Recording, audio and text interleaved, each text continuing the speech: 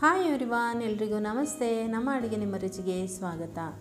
ಬಾಳೆಹಣ್ಣು ಎಲ್ಲ ಒಟ್ಟಿಗೆ ಹಣ್ಣಾಗಿಬಿಡುತ್ತೆ, ಎಲ್ಲ ನಾವು ತಿನ್ನೋದಕ್ಕೆ ಆಗೋದಿಲ್ಲ. ಆಗ ನಾವು ಇದನ್ನು ಬ್ರೇಕ್ಫಾಸ್ಟಿಗೆ ಉಪಯೋಗಿಸ್ಕೊಳ್ಬೋದು. ಇವತ್ತು ನಾನು ಇದರಿಂದ ಇಡ್ಲಿಯನ್ನು ತಯಾರಿಸಿದ್ದೀನಿ. ಬಾಯಲ್ಲಿಟ್ಟರೆ ಬೆಣ್ಣೆ ಥರ ಕರಗುವಂತಹ ಇಡ್ಲಿ ಅಷ್ಟು ಚೆನ್ನಾಗಿ ಬರುತ್ತೆ.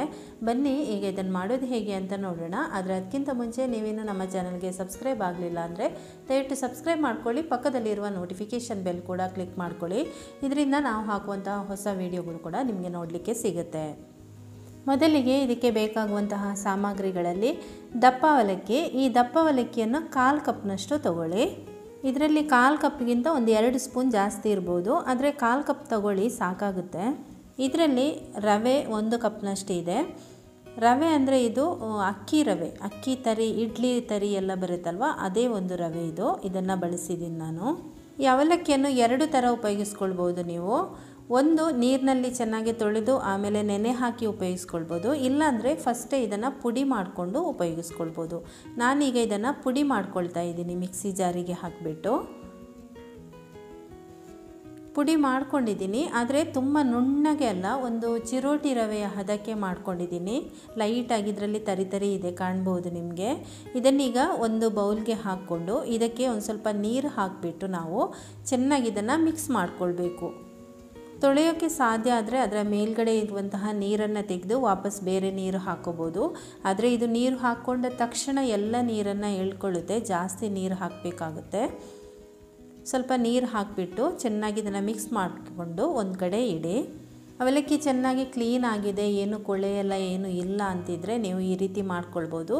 ಇಲ್ಲಾಂದರೆ ಅವಲಕ್ಕಿಯನ್ನು ನೆನೆಸಿ ಆಮೇಲೆ ನೀವು ಅದನ್ನು ಸ್ಮ್ಯಾಶ್ ಮಾಡ್ಕೊಳ್ಬೋದು. ಈ ಥರ ಮಿಕ್ಸ್ ಮಾಡಿಕೊಂಡು ಒಂದು ಕಡೆ ಇದನ್ನು ಇಡ್ತಾ ಇದ್ದೀನಿ. ಆಮೇಲೆ ಚೆನ್ನಾಗಿ ಹಣ್ಣಾಗಿರುವಂತಹ 3 ಬಾಳೆಹಣ್ಣು ತಗೊಳ್ಳಿ. ಈ ಪುಟ್ಟ ಬಾಳೆಹಣ್ಣು ತುಂಬ ಸಣ್ಣದಿರುತ್ತೆ, ಅಂಥದ್ದಾದರೆ ಜಾಸ್ತಿ ತಗೋಬೇಕು. ಸ್ವಲ್ಪ ದೊಡ್ಡ ಸೈಜಿಂದಾದರೆ 3 ಬಾಳೆಹಣ್ಣನ್ನು ತಗೋಬೋದು.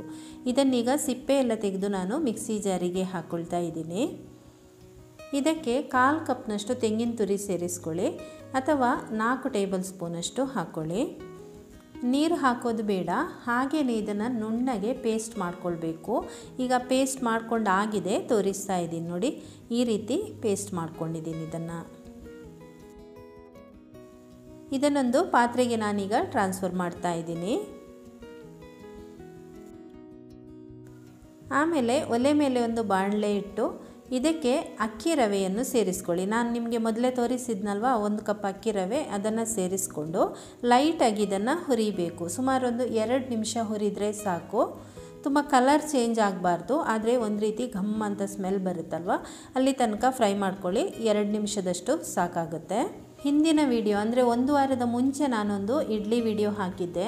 ಅದರಲ್ಲಿ 100% ಆರೋಗ್ಯ ಇಡ್ಲಿ ಅಂತ ಹಾಕಿದ್ದೀನಿ. ಅಂದರೆ ಈನೋ ಸೋಡಾ ಏನೂ ಹಾಕದೆ ಇದೇ ನಾನು ಅಕ್ಕಿ ರವೆಯಿಂದ ಮಾಡಿರುವಂತಹ ಇಡ್ಲಿ. ಅದು ಆಲೂಗಡ್ಡೆಯನ್ನು ಸೇರಿಸಿಕೊಂಡು ಮಾಡಿರುವಂತಹ ಇಡ್ಲಿ. ಖಂಡಿತ ನೀವು ಕೂಡ ಅದನ್ನು ತಿಂದಿರಲಿಕ್ಕಿಲ್ಲ, ತುಂಬ ಚೆನ್ನಾಗಿದೆ. ಆ ವಿಡಿಯೋ ನೋಡಲಿಲ್ಲ ಅಂದರೆ ಖಂಡಿತ ನೀವು ನೋಡಿ, ಯಾಕೆಂದರೆ ಅಷ್ಟೊಂದು ಸೂಪರಾಗಿದೆ. ಒಂದು ಸರ್ತಿ ನೀವು ಅದರ ರುಚಿ ನೋಡಿದರೆ ಖಂಡಿತ ಇನ್ನೊಂದು ಸರ್ತಿ ಮಾಡ್ತೀರಿ. ತುಂಬ ಸಾಫ್ಟಾಗಿ ಬರುತ್ತೆ. ಒಂದು ಆರೋಗ್ಯಕರವಾದ ಇಡ್ಲಿ ಅಂತಲೇ ಹೇಳ್ಬೋದು. ಈಗ ಇದು ನೋಡಿ ರೆಡಿ ಆಗಿದೆ. ಚೆನ್ನಾಗಿ ಇದು ಬಿಸಿ ಆದರೆ ಸಾಕು. ಈಗ ನಾನಿಲ್ಲಿ ಗ್ಯಾಸ್ ಆಫ್ ಮಾಡ್ತೀನಿ. ಇದನ್ನೊಂದು ಪಾತ್ರೆಗೆ ಹಾಕಿಬಿಟ್ಟು ಇದಕ್ಕೆ ನೀರು ಹಾಕ್ಕೊಳ್ಳಿ. ಬಿಸಿ ಆದರೂ ಪರವಾಗಿಲ್ಲ, ನೀರು ಹಾಕಿ ಚೆನ್ನಾಗಿ ಸ್ಪೂನಿಂದ ಅದನ್ನು ಕಲಸಿದ ಮೇಲೆ ಅದರ ಮೇಲ್ಗಡೆ ಇರುವಂತಹ ನೀರನ್ನು ಬಸಿಬೇಕು. ಈ ರೀತಿ ಮಾಡೋದ್ರಿಂದ ಅದರಲ್ಲಿ ಏನಾದರೂ ಕೊಳೆ ಇದ್ದರೆ ಅದು ಕೂಡ ಹೋಗುತ್ತೆ, ಮತ್ತು ಇಡ್ಲಿ ತರಿ ಕೂಡ ಸಾಫ್ಟ್ ಆಗುತ್ತೆ, ಇಡ್ಲಿ ಕೂಡ ಆಗ ಚೆನ್ನಾಗಿ ಬರುತ್ತೆ. ಈ ಅಕ್ಕಿ ತರಿಯನ್ನು ನಾವು ಡೈರೆಕ್ಟಾಗಿ ಬಾಳೆಹಣ್ಣಿನ ಪೇಸ್ಟಿಗೆ ಹಾಕಿದರೆ ಅದು ಅಷ್ಟು ಚೆನ್ನಾಗಿ ಹೊಂದ್ಕೊಳ್ಳೋದಿಲ್ಲ. ನೀರು ಹಾಕಿ ಒಂದು ಸರ್ತಿ ನೀರನ್ನು ತೆಗೆದು ನೆನೆಸ್ಬೇಕಂತೇನೆಲ್ಲ ಹಾಗೇ ಹಾಕ್ಬೋದು. ಈಗ ಇದನ್ನು ಬಾಳೆಹಣ್ಣಿನ ಪೇಸ್ಟ್ ಜೊತೆ ಸೇರಿಸ್ಕೊಳ್ತಾ ಇದ್ದೀನಿ.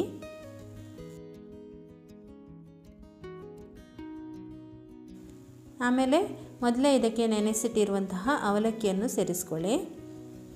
ಅವಲಕ್ಕಿ ನೀರೆಲ್ಲ ಎಳ್ಕೊಂಡು ಎಲ್ಲ ಗಟ್ಟಿಯಾಗಿಬಿಟ್ಟಿದೆ. ಅದು ಚೆನ್ನಾಗಿ ನಾವು ಪುಡಿ ಮಾಡ್ಕೊಳ್ಬೇಕು, ಪೇಸ್ಟ್ ಜೊತೆ ಚೆನ್ನಾಗಿ ಹೊಂದ್ಕೊಳ್ಬೇಕು. ಅದಕ್ಕೋಸ್ಕರ ಈ ರೀತಿ ಕೈಯಲ್ಲೇ ಅದನ್ನು ಮಿಕ್ಸ್ ಮಾಡ್ಕೊಳ್ಳಿ. ಇಲ್ಲಾಂದರೆ ನೀವು ಅವಲಕ್ಕಿಗೆ ಮೊದಲೇ ಒಂದು ಸ್ವಲ್ಪ ನೀರು ಹಾಕಿಬಿಟ್ಟು ಅದನ್ನು ಮಿಕ್ಸ್ ಮಾಡಿಬಿಟ್ಟು ಹಾಗೆ ಆಮೇಲೆ ಕೂಡ ಹಾಕೋಬೋದು. ಆದರೆ ಜಾಸ್ತಿ ನೀರು ಹಾಕಬಾರ್ದು, ನೀರು ಇರಬಾರ್ದು, ಒಂದು ಸ್ವಲ್ಪ ಅದು ಪೇಸ್ಟ್ ಥರನೇ ಇರಬೇಕು. ಈಗ ನೋಡಿ ಕೈಯಲ್ಲೇ ನಾನು ಇದನ್ನು ಮಿಕ್ಸ್ ಮಾಡ್ಕೊಂಡಿದ್ದೀನಿ ಚೆನ್ನಾಗಿ. ಆಮೇಲೆ ಇದಕ್ಕೆ ಬೇಕಾಗುವಷ್ಟು ಅಂದರೆ ರುಚಿಗೆ ತಕ್ಕಷ್ಟು ಉಪ್ಪನ್ನು ಸೇರಿಸ್ಕೊಳ್ಳಿ. ಚೆನ್ನಾಗಿ ಇದನ್ನು ಮಿಕ್ಸ್ ಮಾಡ್ಕೊಳ್ಳೋಣ. ಇದು ಸ್ವಲ್ಪ ಗಟ್ಟಿ ಇದೆ, ಅದಕ್ಕೆ ಸ್ವಲ್ಪ ನೀರು ಹಾಕಬೇಕಾಗುತ್ತೆ. ಅದಕ್ಕೋಸ್ಕರ ಇಲ್ಲಿ ಒಂದು 1/4 ಲೋಟದಷ್ಟು ಸ್ವಲ್ಪನೇ ನೀರನ್ನು ಹಾಕ್ತಾ ಇದ್ದೀನಿ ನಾನು. ಮೊದಲಿಗೆ ಒಂದು ಸ್ವಲ್ಪ ಹಾಕಿಬಿಟ್ಟು ನೋಡಿ ಮಿಕ್ಸ್ ಮಾಡ್ಕೊಳ್ಳಿ. ಆಮೇಲೆ ಒಂಚೂರು ಬೇಕಾದರೆ ಹಾಕ್ಬೋದು. ನಾನು ಇನ್ನೊಂದು ಸ್ವಲ್ಪ ನೀರು ಹಾಕಿ ಕಲಿಸ್ತಾ ಇದ್ದೀನಿ. ಈಗ ನೋಡಿ ಇಷ್ಟು ಇದೆ, ಇನ್ನೊಂದು ಸ್ವಲ್ಪ ನೀರು ಹಾಕಬೇಕಾಗುತ್ತೆ. ಗಟ್ಟಿ ಅಂತ ಅನಿಸಿದರೆ ನಿಮಗೆ ನೀರಿನ ಬದಲು ಇನ್ನೊಂದು ಬಾಳೆಹಣ್ಣನ್ನು ಕೂಡ ನೀವು ರುಬ್ಬಿ ಹಾಕ್ಬೋದು. ಆವಾಗ ನಿಮಗೆ ಹದ ಕರೆಕ್ಟಾಗಿ ಬರುತ್ತೆ. ಈ ಹದಕ್ಕೆ ಇದ್ದರೆ ಸಾಕು, ತೋರಿಸ್ತೀನಿ ನಾನು ನಿಮಗೆ. ನೋಡಿ ಇಷ್ಟು ಹದಕ್ಕೆ ಇದ್ದರೆ ಸಾಕು. ತುಂಬ ಇದು ಗಟ್ಟಿನೇ ಇರಬಾರ್ದು, ಹಾಗೆಯೇ ತುಂಬ ನೀರಾಗಿ ಇರಬಾರ್ದು. ಬಾಳೆಹಣ್ಣು ಮತ್ತು ಅವಲಕ್ಕಿ ಅದರಲ್ಲೇ ನಮಗೆ ಸಾಫ್ಟ್ನೆಸ್ ಬರಬೇಕು. ನೀರು ಹಾಕಿ ತೆಳುವಾಗಿ ಮಾಡಿಕೊಂಡ್ರೆ ಗಟ್ಟಿಯಾಗಿ ಬರುತ್ತೆ ನಿಮಗೆ ಇಡ್ಲಿ. ಇನ್ನು ಇದರಿಂದ ಇಡ್ಲಿ ಮಾಡೋಣ. ತಟ್ಟೆಗಳಿಗೆ ಹಚ್ಚೋದಕ್ಕೆ ಎಣ್ಣೆ ಬದಲಿಗೆ ನಾನಿಲ್ಲಿ ತುಪ್ಪ ಸವರ್ತಾ ಇದ್ದೀನಿ. ಬಾಳೆಹಣ್ಣಿನ ಇಡ್ಲಿ ಮಾಡ್ತಾ ಇದ್ದೀನಲ್ವ, ಅದಕ್ಕೋಸ್ಕರ ತುಪ್ಪ ಹಾಕ್ತಾ ಇದ್ದೀನಿ. ಬಾಳೆಹಣ್ಣಿನ ಸ್ಮೆಲ್ ಮತ್ತು ತುಪ್ಪ ಎರಡು ಕೂಡ ತುಂಬ ಚೆನ್ನಾಗಿರುತ್ತೆ, ಅದಕ್ಕೋಸ್ಕರ. ಈಗ ನೋಡಿ ಇಷ್ಟಿಷ್ಟೇ ಹಾಕ್ತಾ ಇದ್ದೀನಿ, ಒಂದು 3/4 ಹಾಕ್ತಾ ಇದ್ದೀನಿ. ಎಷ್ಟು ದಪ್ಪ ಇದೆ ಅಂತ ನಿಮಗೆ ಗೊತ್ತಾಗ್ತಾ ಇದೆ. ಹಿಟ್ಟು ತುಂಬ ನೀರಾಗಿಯೂ ಇಲ್ಲ, ಹಾಗಂತ ತುಂಬ ಗಟ್ಟಿನೂ ಇಲ್ಲ. ಇದು ತುಂಬ ಸಾಫ್ಟಾಗಿ ಬರುತ್ತೆ ಇಡ್ಲಿ. ಆಮೇಲೆ ಇಡ್ಲಿ ಬೆಂದ ಮೇಲೆ ನಿಮ್ಗೆ ನೋಡಿ ಗೊತ್ತಾಗುತ್ತೆ ನಿಮಗೆ. ಈಗ ಚೆನ್ನಾಗಿ ನೀರು ಕುದೀತಾ ಇರಬೇಕು, ಆವಾಗ ಇಡ್ಲಿ ತಟ್ಟೆಗಳನ್ನು ಇಡಿ. ಮುಚ್ಚಳ ಮುಚ್ಚಿ ಇದು ಅಕ್ಕಿ ತರಿ ಆಗಿರೋದ್ರಿಂದ ನಾನಿಲ್ಲಿ 15 ನಿಮಿಷ ಬೇಯಿಸ್ತಾ ಇದ್ದೀನಿ. ಮೀಡಿಯಮ್ ಊರಿನಲ್ಲಿ 15 ನಿಮಿಷ ಬೇಯಿಸ್ಕೊಳ್ಳಿ. ಫಸ್ಟ್ ಹೈ ಫ್ಲೇಮ್ನಲ್ಲಿ ಇಟ್ಟು ಬೇಯಿಸ್ಕೊಳ್ಳಿ, ಆಮೇಲೆ ಮೀಡಿಯಮ್ ಊರಿನಲ್ಲಿ ಬೇಯಿಸ್ಕೊಳ್ಳಿ. ಈಗ 15 ನಿಮಿಷ ಆದಮೇಲೆ ನಾನು ಇದನ್ನು ತೆಗಿತಾ ಇದ್ದೀನಿ. ಚೆನ್ನಾಗಿ ಇಡ್ಲಿ ಬೆಂದಿದೆ, ತುಂಬ ಸೂಪರಾಗಿ ಬಂದಿದೆ. ನೋಡ್ಬೋದು ಸೈಜ್ ಕೂಡ ನೋಡಿ ದೊಡ್ಡದಾಗಿದೆ ಅಲ್ವಾ, ಸೈಜು ನೋಡ್ಬೋದು ನೋಡಿ, ತುಂಬ ಚೆನ್ನಾಗಿ ಫ್ಲಫಿಯಾಗಿ ಬಂದಿದೆ. ಈ ಇಡ್ಲಿ ಬಿಸಿ ಬಿಸಿಯಾಗಿ ತುಪ್ಪದ ಜೊತೆ ತುಂಬ ಸೂಪರಾಗಿರುತ್ತೆ. ಆದರೆ ನಾನಿಲ್ಲಿ ಒಂದು ಚಟ್ನಿ ಕೂಡ ಮಾಡ್ತಾ ಇದ್ದೀನಿ. ಸ್ವಲ್ಪ ತೆಂಗಿನ ತುರಿ ತಗೊಂಡಿದ್ದೀನಿ, ಆಮೇಲೆ ರುಚಿಗೆ ತಕ್ಕಷ್ಟು ಉಪ್ಪು, ಆಮೇಲೆ 2 ಹಸಿಮೆಣಸಿನ್ಕಾಯಿ ಹಣ್ಣಾಗಿರೋದಿರುತ್ತಲ್ವ ಅದನ್ನು ಹಾಕ್ಕೊಂಡಿದ್ದೀನಿ. ಒಂದು ಸ್ವಲ್ಪ ಪುದೀನ ಸೊಪ್ಪು ಇಷ್ಟು ಹಾಕ್ಕೊಂಡಿದ್ದೀನಿ. ಆಮೇಲೆ 1 ಇಂಚು ಗಾತ್ರದಷ್ಟು ಶುಂಠಿ ಕಟ್ ಮಾಡಿ ಇಟ್ಕೊಂಡಿದ್ದೀನಿ. ನಂತರ ಒಂದು ಸ್ವಲ್ಪ ಹುಣಸೆ ಹಣ್ಣು, 1 ಬೀಜದ ಗಾತ್ರದಷ್ಟು ಅಷ್ಟೇ. ಈಗ ಇದನ್ನು ಮಿಕ್ಸಿ ಜಾರಿಗೆ ಹಾಕ್ಕೊಂಡು ಸ್ವಲ್ಪ ನೀರು ಸೇರಿಸ್ಕೊಂಡು ನುಣ್ಣಗೆ ರುಬ್ಬಿ ಚಟ್ನಿ ರೆಡಿ ಮಾಡ್ಕೊಳ್ಳಿ. ಈ ರೀತಿಯಾಗಿ ಚಟ್ನಿ ಕೂಡ ರೆಡಿಯಾಗಿದೆ. ಇದನ್ನೊಂದು ಬೌಲ್ಗೆ ಹಾಕ್ಕೊಳ್ತಾ ಇದ್ದೀನಿ. ಇದಕ್ಕೆ ನಾನು ಒಗ್ಗರಣೆ ಎಲ್ಲ ಏನೂ ಹಾಕೋದಿಲ್ಲ, ನೀವು ಬೇಕಾದರೆ ಹಾಕೋಬೋದು. ಹಾಗೆಯೇ ಈ ಚಟ್ನಿ ನೀರು ದೋಸೆಗೆ ಕೂಡ ತುಂಬಾ ಚೆನ್ನಾಗಿರುತ್ತೆ. ಈಗ ಇಡ್ಲಿ ತೋರಿಸ್ತಾ ಇದ್ದೀನಿ ನಿಮಗೆ. ನೋಡಿ ಯಾವ ರೀತಿ ತೆಗಿಯೋದಕ್ಕೆ ಬರುತ್ತೆ, ಸ್ಪೂನ್ ಸಹ ಇಲ್ಲ, ಹಾಗೆಯೇ ತೆಗಿಬೋದು.